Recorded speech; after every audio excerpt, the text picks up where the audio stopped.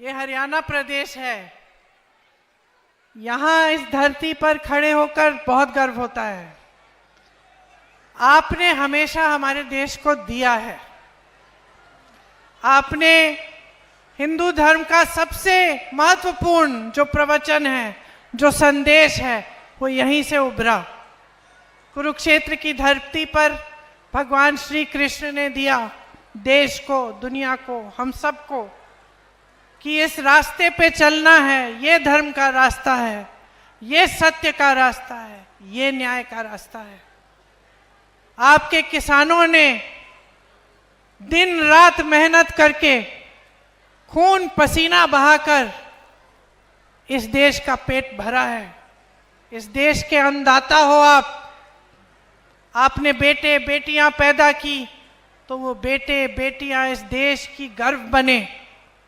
आपके बेटे सरहद पे गए, शहीद हुए इस देश के लिए। तमाम जवान आज भी हरियाणा के बेटे हैं। हरियाणा की बेटियां मेहनत करती हैं, देश के लिए परिश्रम करती हैं।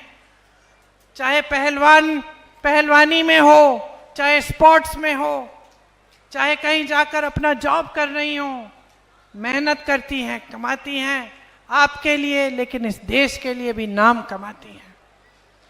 तो ये वो प्रदेश है जिसने सदियों से इस देश को ताकत दी है, इस देश को सही दिशा दिखाई है, इस देश को सही रास्ता दिखाया है। तो आज आपकी परिस्थितियां क्या हैं? मेरी बहनें बैठी हैं, आपसे पूछना चाहती हूं। कल से त्योहार का समय शुरू हो रहा है, नवरात्रि शुरू हो रहे हैं। कैसा लग रहा है? खुशी हो रही है? खुशी हो रही है, त्योहार का समय है।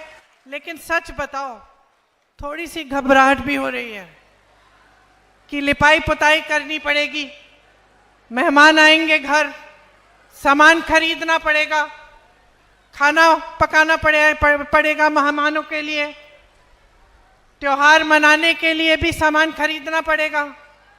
थोड़ी सी घबराहट हो रही है कि इतनी महंगाई में हम कैसे करेंगे।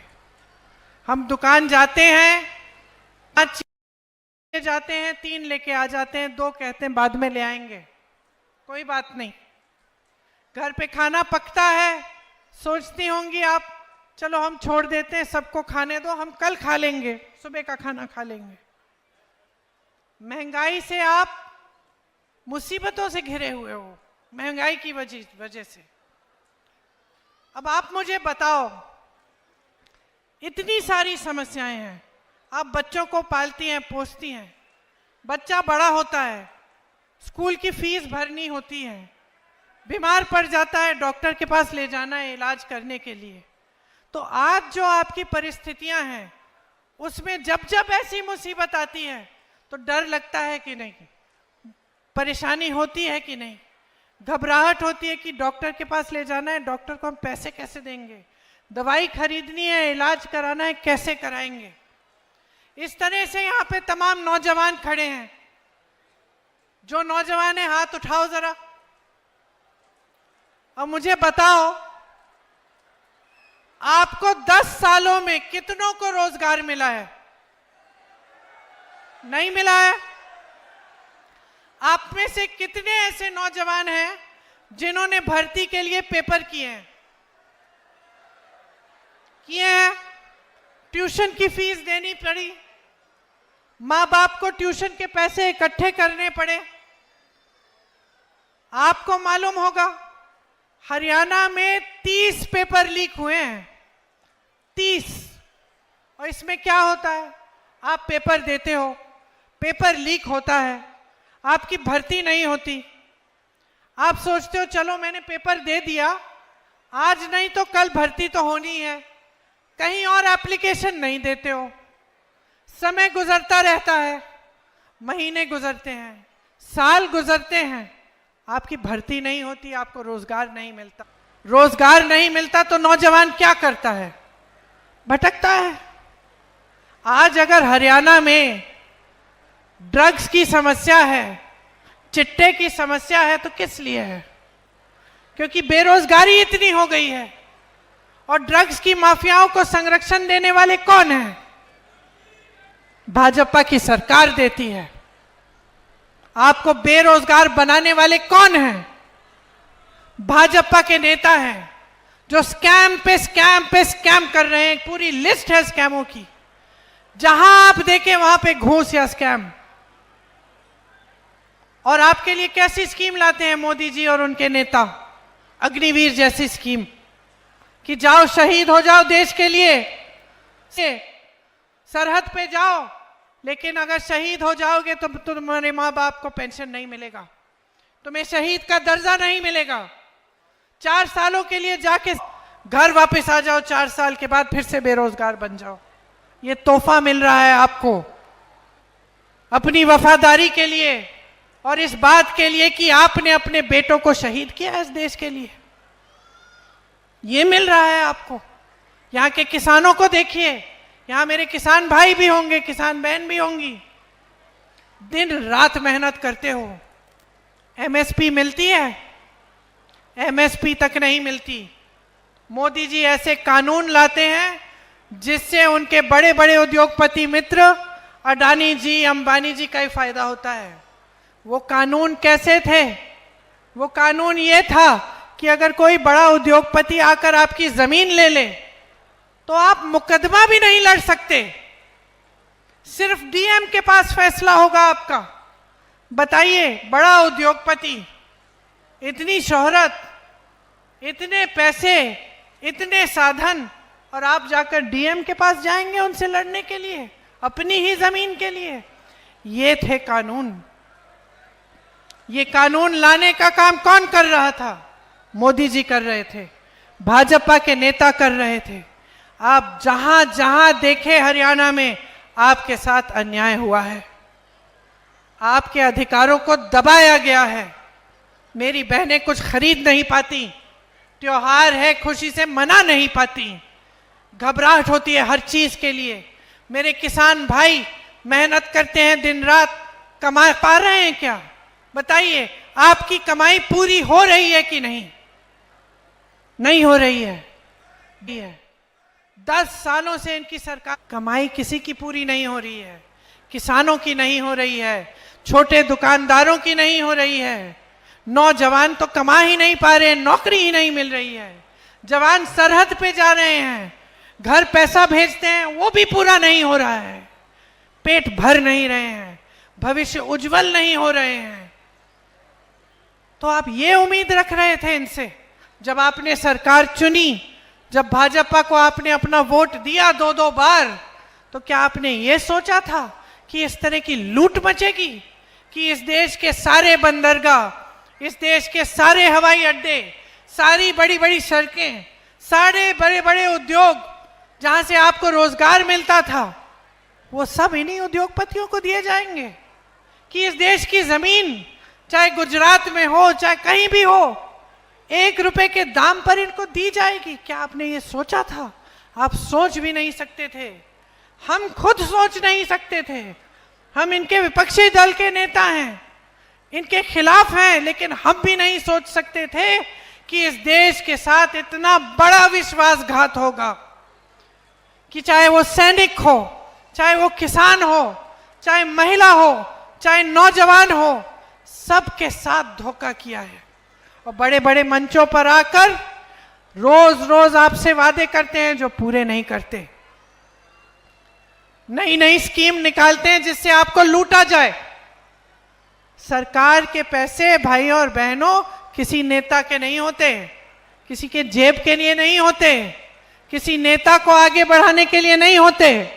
सरकार के पैसे आपके पैसे होते हैं। कांग्रेस की सरकारों को देखिए, कर्नाटका में सरकार है, तेलंगाना में सरकार है, हिमाचल में सरकार है। क्या कर रही हैं कांग्रेस की सरकारें? आपका पैसा आपके जेब में डाल रही हैं। महिलाओं को हर महीने कुछ पैसे देके, पेंशन, पुराना पेंशन दिलवा के, ऐसी स्कीम लाके जिससे आपको आपके पैसे मिले, आप अपने पैरों पे खड़े हो जाएं, किसानों को एमएसपी दिलवा के। और यहां क्या हो रहा है? जहां जहां भाजपा की सरकार है, वहां जो आपके पैसे हैं, जो आपका हक है, वो आपसे छीना जा रहा है, बड़े बड़े उद्योगपतियों की जेब में जा रहा है। बड़े बड़े उद्योगपतियों की आप शादियां देखिए, किस तरह से जश्न मना रहे हैं, इतने बड़े बड़े गहने, समझ में ही नहीं आता कि कहां से आते हैं इतने सारे पैसे। और यहां आप अपने बेटों की शादी करनी होती है, बेटी की शादी करनी होती है, तो क्या करते हैं आप? आपको कर्ज लेना पड़ता है और जिंदगी भर मेहनत करते रहिए, आजकल इतना लगता है कि कर्ज नहीं चुका पाएंगे। तो आप मेहनत करें, आप पसीना बहाएं, आप खून बहाएं और आपसे लूटा जाए। बड़े बड़े उद्योगपति फूले फले। मैं ये नहीं कहती हूं कि उद्योगपतियों की जगह नहीं है, इस देश में उनकी भी जगह है। हाँ, बनाएं, फैक्ट्री बनाएं, उद्योग बनाएं, रोजगार दिलवाएं, देश को आगे बढ़ाएं। लेकिन ये तो गलत बात है ना कि 16 लाख करोड़ रुपए, इतने हैं कि मैं भूल जाती हूं कि लाख है कि हजार, 16 लाख करोड़ रुपए कुछ गिने चुने उद्योगपतियों के माफ हो जाते हैं, माफ हो जाते हैं बहनों और भाइयों। लेकिन जब किसान कर्ज उठाता है तो अपने उद्योग को बड़ा करने के लिए नहीं उठाता कि मेरी 10 फैक्ट्रियां हैं, चलो मैं एक और खोल लेता हूं। जब किसान कर्ज उठाता है, कर्ज लेता है, तो वो अपनी बेटी की शादी के लिए लेता है, अपनी माँ के इलाज के लिए लेता है, अपने बेटे के फीस भरने के लिए लेता है। उसका कर्ज माफ नहीं होगा। उसका कर्ज माफ करने की बात होती है तो ये लोग कहते हैं पैसे नहीं है। पूरी मीडिया से कहलवाते हैं कि ये कांग्रेस पार्टी जैसी स्कीम है, ये लोग कहते हैं कि कर्ज माफ करेंगे, ये लोग कहते हैं कि आपको पैसे दिलवाएंगे, ये लोग कहते हैं कि महिलाओं को हर महीने कुछ देंगे। झूठ है, पैसे ही नहीं है इसके लिए। तो मैं इनसे पूछना चाहती हूं, अगर पैसे नहीं है, अगर हमारी स्कीमों के लिए पैसे नहीं है, अगर किसानों के कर्ज माफ करने के लिए पैसे नहीं है, अगर महिलाओं को पैसे देने के लिए पैसे नहीं है सरकार के पास, तो आपने इतने बड़े बड़े उद्योगपतियों के लाखों करोड़ रुपए माफ कैसे कर डाले? इसका जवाब नहीं है इनके पास। बहनों और भाइयों, यहां पे आपकी तमाम समस्याएं हैं। आप चाहते हैं कि आपको उपमंडल का दर्जा मिले, कि यहाँ की जो सुंदर नहर है इसमें से इसका जो पानी का टाइम है ये बढ़े, ताकि आप अपनी सिंचाई करा सके खेतों की अच्छी तरह से। लेकिन कुछ नहीं हो रहा है आपके लिए। यहाँ पे सिर्फ परेशानियां ही बढ़ती जा रही हैं। भाजपा ऐसी स्कीम लाती है जिसमें फैमिली का आईडी कार्ड है। और मैं मिली थी कुछ परिवारों से, कह रहे थे सबका नाम लिखना है आईडी में, और लिखते लिखते एक छोटी सी गलती हो गई तो उसको बदल नहीं सकते, फिर कहते हैं ये काम ही नहीं करेगा। और दूसरा, परिवार में जितने भी सदस्य हैं, सारे सदस्यों के नाम लिखने हैं, आमदनी लिखनी है।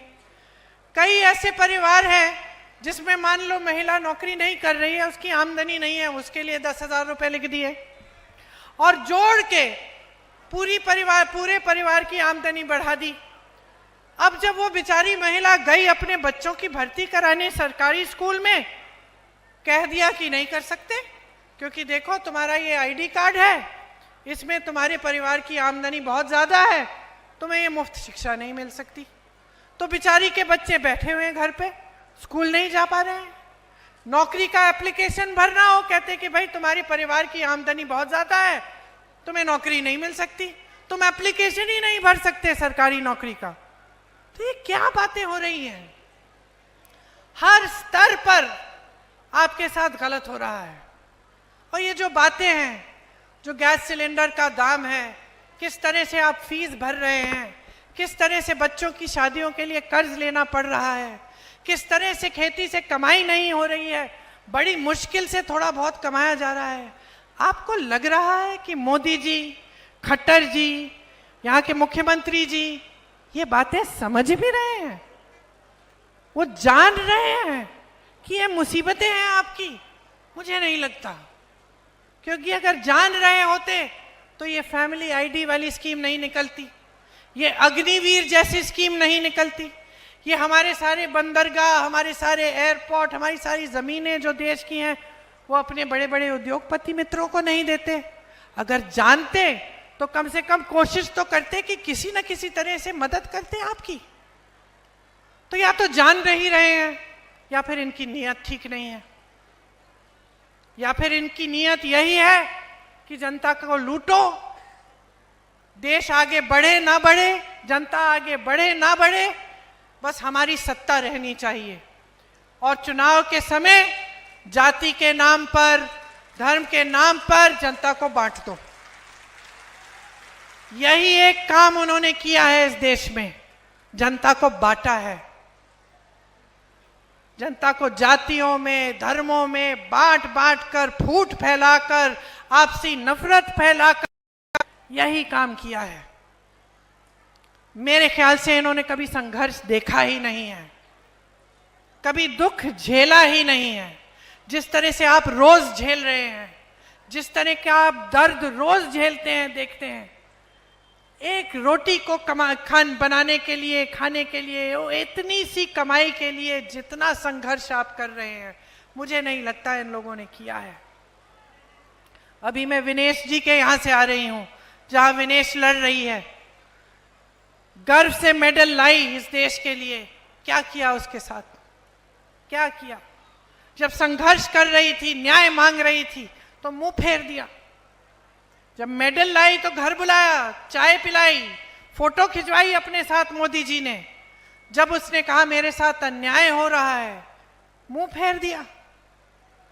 मोदी जी की पुलिस उसको खींचती है, उसके बाल नोचती है, उसकी पिटाई करती है उसकी। वो लड़की जिसने इतनी मेहनत की इस देश के लिए, इस प्रदेश के लिए, और जब जब चुनाव आता है फिर ये लोग फिर से बदल लेते हैं, बदल देते हैं, सारी बातें बदल देते हैं, अपना भेष बदल देते हैं। तो आप समझिए आपके साथ क्या हो रहा है। आप समझिए कि बदलाव की शक्ति आपके हाथों में है। आज अगर आप एक ऐसी सरकार चाहते हैं जो आपके लिए काम करे, तो आप आसपास देखिए, मेरी बातों पे भी मत जाइए। देखिए कि संघर्ष करने वाला कौन है। ये दीपिंदर जी बैठे हैं, जानती हूं अच्छी तरह दीपिंदर जी को, मैं सालों से देख रही हूं। और ये मत समझिए कि सिर्फ इनकी बातों पे मैं कह रही हूं। मैं पूछती हूं लोगों से, हरियाणा से कोई आता है, मैं पूछती हूं, दीपिंदर जी मिलते जुलते हैं लोगों से, गांव में जाते हैं, संघर्ष करते हैं, मेहनत करते हैं। हमेशा यही पता चलता है कि मेहनत करते हैं, कि इनका घर, इनके दरवाजे आपके लिए 24 घंटे खुले रहते हैं। ये प्रदीप नरवाल जी हैं, प्रदीप नरवाल जी हैं। मेरे साथ बहुत काम किया है यूपी में, और देखिए जो मेरे साथ काम करता है वो 24 घंटे काम करता है। मैं नींद सोने ही नहीं देती, 3 बजे तक, 4 बजे तक काम करते हैं, फिर से 7 बजे सुबह उठो, चलो काम पे। सारे बैठे हुए हैं, सब जानते हैं, आपको बताएंगे। तो मेहनती लड़का है, संघर्ष किया है इसने भी, साधारण परिवार का लड़का है। हाँ, आपको नया नया लगता होगा, लेकिन आपके हर गली में आएगा। मैं जानती हूं इस चुनाव के दौरान भी आया होगा, गांव गांव तक पहुंचा होगा।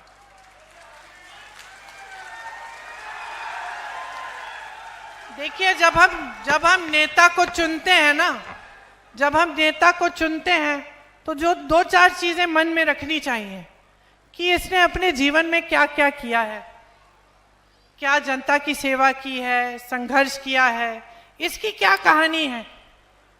तो हम लोग देखते हैं, चलो इस नेता ने संघर्ष किया है, या इस परिवार ने अपने देश के लिए शहीद किए हैं, अपने परिवार के सदस्य शहीद हुए हैं, या फिर इस परिवार ने काम किया है, या चलो ये नया लड़का है, बहुत मेहनत करता है, दिन रात मेहनत करते हुए देखा है हमने, संघर्ष करते हुए देखा है। तो एक तो ये बात होती है। दूसरी बात होती है कि जहां जहां इन्होंने काम किया है वहां क्या हो रहा है। तो जहां जहां, जैसे दीपेंद्र जी भी इतने समय से हरियाणा में काम कर रहे हैं, रोहतक में काम करते हैं, अपने क्षेत्र में काम करते हैं, तो आपने खुद देखा होगा कि हाँ भाई, इनके समय में क्षेत्र में परिवर्तन आया, नौजवानों को थोड़ा रोजगार मिल रहा था, हमारी कमाई इतनी मुश्किल नहीं थी। तो ये भी देखते हैं हम। और फिर हम नेता की नीयत देखते हैं कि नेता जो हमें बता रहा है, जो कह रहा है, उसमें सच्चाई है कि नहीं है। आप मेरे परिवार पे भरोसा करते हो, 4-5 पुश्तों से हम सेवा कर रहे हैं। जवाहरलाल नेहरू जी से पहले उनके पिताजी, फिर जवाहरलाल नेहरू जी, फिर इंदिरा जी, फिर राजीव जी, सोनिया जी, और आज राहुल जी और मैं। तो क्यों भरोसा करते हो? भरोसा इसलिए करते हो क्योंकि आपने खुद देखा कि जब इंदिरा जी कुछ कहती थी तो करके दिखाती थी। जो राजीव जी थे, देश के लिए शहीद हुए, देश की सच्चाई के लिए लड़ते लड़ते शहीद हुए। नेहरू जी थे, देश की गली गली में घूमे, देश की जनता के लिए आवाज उठाई, स्वतंत्रता के लिए लड़े। तभी तो आप भरोसा करते हो कि हाँ, ये लोग जो कहते हैं वो करके दिखाते हैं, इनकी नीयत ठीक है कि नहीं? घर में आप हंस रही हैं। घर में जब बेटी की शादी करनी होती है, लड़का लड़के का परिवार आता है, लड़का आता है, तो नियत देखती हो ना। अच्छे परिवार का भी हो, बड़े बड़े महल भी हो उसके पास, सब कुछ हो, अच्छी नौकरी हो, अच्छा कमा रहा हो, लेकिन आपको अगर लगा कि इसकी नियत ठीक नहीं है, शादी नहीं कराओगी, कोई नहीं कराएगा। क्योंकि इंसान की नियत एक बहुत ही महत्वपूर्ण चीज होती है। और सिर्फ घर परिवार में नहीं, नौकरी में, रोजगार में, खास तौर से राजनीति में। क्योंकि अगर नेता की नियत ठीक नहीं होती, कुछ भी कर सकता है। सत्ता होती है, सत्ता होती है, अहंकार हो जाता है, चमचों से घिर जाता है। मोदी जी के साथ यही हुआ है। मोदी जी घिर गए हैं चमचों से, कोई सच बताने वाला है ही नहीं। एक दिन एक मुख्यमंत्री, अगले दिन दूसरा मुख्यमंत्री बदल देते हैं, मंच पे आते हैं, ऐसी ऐसी बातें करते हैं कि पूरा देश जान रहा है कि सच नहीं है। पूरा देश देख रहा है कि अरे मोदी जी सच नहीं बोल रहे हैं, और मोदी जी कहे जा रहे हैं, कहे जा रहे हैं। तो नियत बहुत ही जरूरी है। और यहां मंच पे बैठे हुए दीपिंदर जी और नारवाल जी, दोनों की नियत साफ है।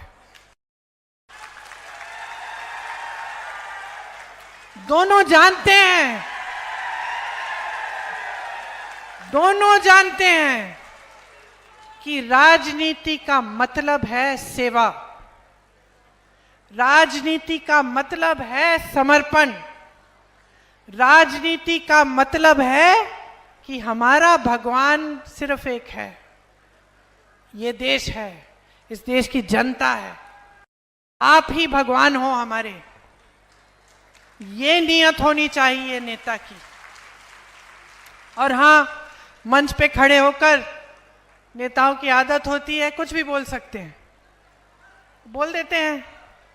आपको पहचानना पड़ेगा कि सच कौन बोल रहा है, आपको अनुमान लगाना पड़ेगा कि आपके साथ कौन करता है और सच्चाई कौन बोलता है। अब जैसे इस चुनाव में कांग्रेस पार्टी कह रही है कि हरियाणा में अगर हमारी सरकार आएगी तो बुजुर्ग, दिव्यांग और विधवा पेंशन जो है उसको हम 6,000 रुपए महीने करेंगे। अब आप कहोगे अच्छा, बहुत अच्छी बात है, लेकिन कैसे करोगे? तो हम आपसे कहते हैं कि जहां जहां हमारी सरकारें हैं, हमने गारंटी दी थी चुनाव से पहले, अलग अलग गारंटी है अलग अलग प्रदेशों में। कहीं पे महिलाओं के लिए हर महीने कुछ पैसे, कहीं पे स्वास्थ्य की सुविधाएं हैं। किसी को भी फोन लगा लीजिए उस प्रदेश में, पता करिए कि वाकई कांग्रेस पार्टी के जो ये गारंटी थी, कांग्रेस पार्टी कर रही है कि नहीं, और आपको पता चलेगा कि करके दिखा रहे हैं हम। तो इसका मतलब है कि जो हम इस मंच पे कह रहे हैं वो भी हम करके दिखाएंगे। मेरी बहनें यहाँ बैठी हैं। बहनों देखो, चाहे गांव की महिला हो चाहे शहर की महिला हो, हम सबसे ज़्यादा मेहनत करते हैं।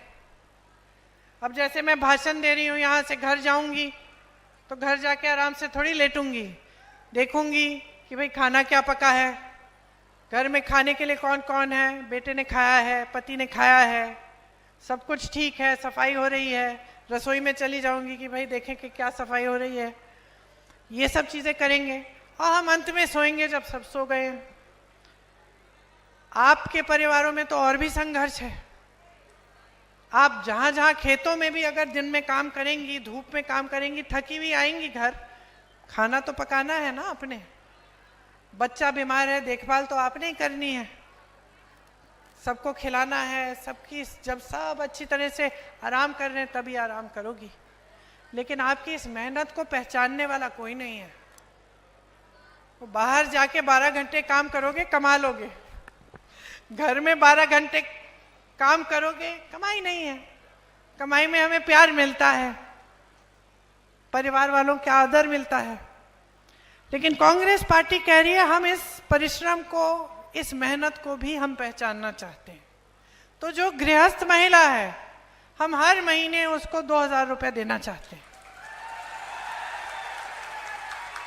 ताकि थोड़ी सी आपकी भी बचत हो जाए, आपके अपने पैसे हो, आपको कुछ खरीदना है नाती नातिन के लिए, पोती पोते के लिए, या अपने लिए कुछ छोटी मोटी चीज़ लेनी है तो आपको सहूलियत मिले।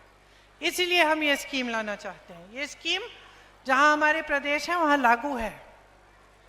आपको आज 1200 में सिलेंडर मिल रहा है, हम 500 में दिलवाएंगे। राजस्थान में हमारी सरकार थी, राजस्थान में हमारी सरकार ने एक बहुत अच्छी स्कीम लागू की। उसमें 25 लाख रुपए तक गरीब परिवारों में जिसका भी इलाज कराना था, कोई सी बीमारी हो, उसका इलाज मुफ्त हो रहा था। स्वास्थ्य बीमा जो था वो 25 लाख था। लोगों के हार्ट के ऑपरेशन, किडनी के ऑपरेशन, बड़ी बड़ी कैंसर जैसी बीमारियां, उनका सब का इलाज हो रहा था, एक पैसा नहीं देना पड़ा। सिर्फ जो रजिस्ट्रेशन भरने का पैसा था 100-150 रुपए, वही जा रहा था। वो स्कीम हम हरियाणा में भी लागू करना चाहते हैं। 300 यूनिट बिजली, अगर हमारी सरकार आएगी तो आपको 300 यूनिट बिजली मुफ्त में मिलेगी। जो बेसिक शिक्षा और स्वास्थ्य की सुविधाएं हैं वो आपको मुफ्त में मिलेंगी। गरीब परिवारों को 100 गज का प्लॉट और 2 कमरे का मकान मिलेगा।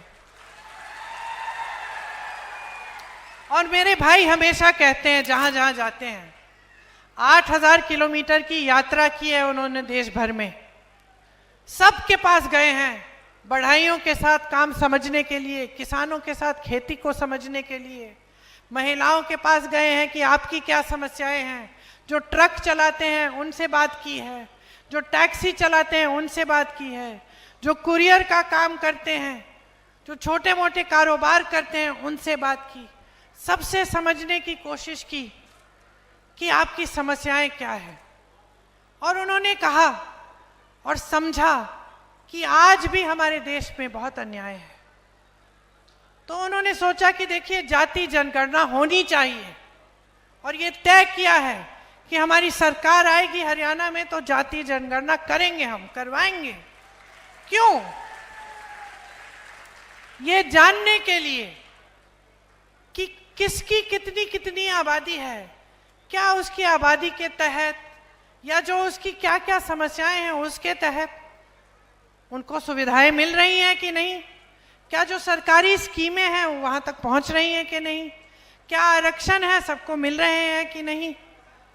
और ये एक जाति दूसरी जाति की बात नहीं है, ये बात है कि जब हम समझेंगे कि कितनी कितनी आबादी है, जब जाति जनगणना होगी, और जब बड़ी जातियों के भी जो गरीब लोग हैं उनकी भी हमें समझ होगी कि किसके पास क्या है, क्या सुविधा मिल रही है, तभी अच्छी तरह से जो सरकार की सुविधाएं हैं, जो सरकार जो आरक्षण होते हैं, वो सब अच्छी तरह से सबके लिए हो पाएंगे। तो ये भी एक हमारा लक्ष्य है कि हम इसको करेंगे। क्योंकि जैसे मैं कह रही थी, भाई कहते हैं कि बड़े बड़े उद्योगपतियों को आप देखिए, बड़ी बड़ी मीडिया के जो कॉरपोरेट जो कंपनियां हैं उनको आप देखिए, जो बड़े बड़े अधिकारी हैं जो इस देश में सारे बड़े निर्णय लेते हैं उनको आप देखिए, तो उनमें 90% से ज़्यादा आपको ये दिखेगा कि जो ओबीसी हैं, जो दलित हैं, जो एसटी हैं, उनका प्रतिनिधित्व नहीं है। तो वो चाहते हैं कि सब आगे बढ़े, एक साथ आगे बढ़े, सबका विकास हो, और जैसे हमें हमारे संविधान में लिखा है वैसे ही होना चाहिए कि सबका समान अधिकार हो। इसीलिए सबको एक वोट दिया गया है संविधान में। और आज भाजपा के नेता, बड़े से बड़े नेता मोदी जी की तरह, उनके मंत्रियों की तरह पिछले चुनाव में क्या फैलाने लगे कि संविधान को बदलेंगे, कि उनको सत्ता फिर से मिलेगी तो संविधान को बदलेंगे। इसका मतलब है कि आरक्षण को कम करेंगे। इसका मतलब है कि ये जो सारी लैटरल एंट्रियां हैं वो बढ़ेंगी। जैसे सेना में अग्निवीर करना चाहते हैं, उसी तरह से अलग अलग उद्योगों में ठेकेदारी पे काम दे रहे हैं, ताकि आपको पूरी सुविधाएं नहीं मिले, आपको आरक्षण नहीं मिले। तो अगर आपको न्याय चाहिए, आपको ऐसी सरकार चाहिए जो आपके लिए नीतियां बनाए, किसी बड़े उद्योगपतियों के लिए नहीं, अपने मित्रों के लिए नहीं, जो आपके लिए नीतियां बनाए, जिससे आपको अच्छी सुविधाएं मिले, जिससे आपका जो पैसा है, आपकी जो संपत्ति है इस देश की, वो आपके जेब में जाए, तो आप कांग्रेस को समर्थन करिए। प्रदीप जी आपके लिए दिन रात काम करेंगे। दीपिंदर जी आपके लिए समर्पित रहे हैं, समर्पित रहेंगे। और हम सब तो हाजिर ही हैं, पुश्तों से आप देख रहे हैं। आपके लिए दिन रात एक करना हमारे लिए एक सौभाग्य है। आज श्राद्ध का आखिरी दिन है, कल से नवरात्रि शुरू होंगी। आप सबको बहुत बहुत शुभकामनाएं। मेरी आशा है कि अब नवरात्रि की शुभ अवसर पे ही अगले कुछ दिनों में आप अपना वोट डालने जाएंगे, तो आप कांग्रेस को जिताएंगे और अपने लिए, अपने भविष्य के लिए एक नई लहर लाएंगे, एक नई ऊर्जा लाएंगे। पास में कॉमरेड ओम प्रकाश जी सीपीएम से इंडिया अलायंस में भिवानी से प्रत्याशी हैं, उनके लिए भी मैं खास अपील करना चाहती हूं, आप उनको भी आगे बढ़ाइए। हमारा गठबंधन आपके लिए काम करेगा, आपकी सरकार बनाएगा। बहुत बहुत धन्यवाद बहनों, बहुत बहुत शुभकामनाएं। जय हिंद।